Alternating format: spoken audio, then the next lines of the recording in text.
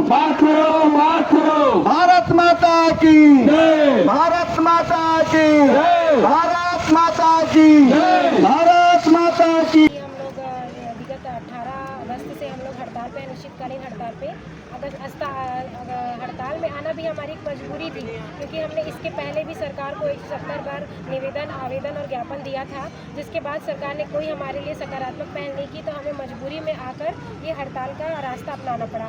और आज हड़ताल करते हुए भी आज 25वां दिन हो गया है, फिर भी सरकार के कान में जू नहीं रेंग रही है, वो हमारी मांगों को लेकर कोई भी सकारात्मक पहल नहीं कर रही है। तो हम नित नए कार्य करके उनको याद दिलाना चाह रहे हैं कि हम आपके ही कर्मचारी हैं और हम स्वास्थ्य विभाग जो मुख्य सेवा होती है वो देने वाले व्यक्ति हैं। कोरोना जैसी महामारी में हमारे लोगों ने आपको सेवा दी, लोगों को सेवा दी और लोगों की जान बचाई, उनको स्वास्थ्य लाभ दिया था। लेकिन आज सरकार हमें पूरी तरीके से भूल गई है।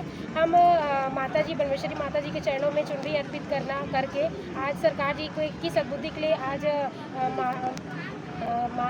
मांग रहे हैं कि सरकार को सद्बुद्धि दे और हमारी जो मांगे हैं उनके ऊपर सरकार कोई ठोस पहल करे, पॉजिटिव पहल करे, ताकि हमारे जो कर्मचारी हैं उन्हें बहुत सारी असुविधाएं होती हैं अपने कार्य क्षेत्र में, बहुत सारी असुविधाएं होती है, जीवन में बहुत सारी असुविधाएं, क्योंकि वेतन विसंगति बहुत ज़्यादा है, ना ही हमारे पास अनुकंपा नियुक्ति है, ना ही पेंशन है।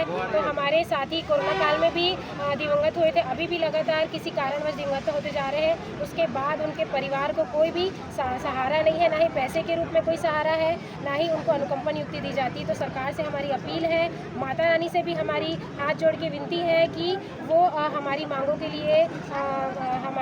लिए कुछ भी सकारात्मक पहल करे और हमें नियमितीकरण का मार्गदर्शन, उसके लिए मार्गदर्शन करवाए। इसके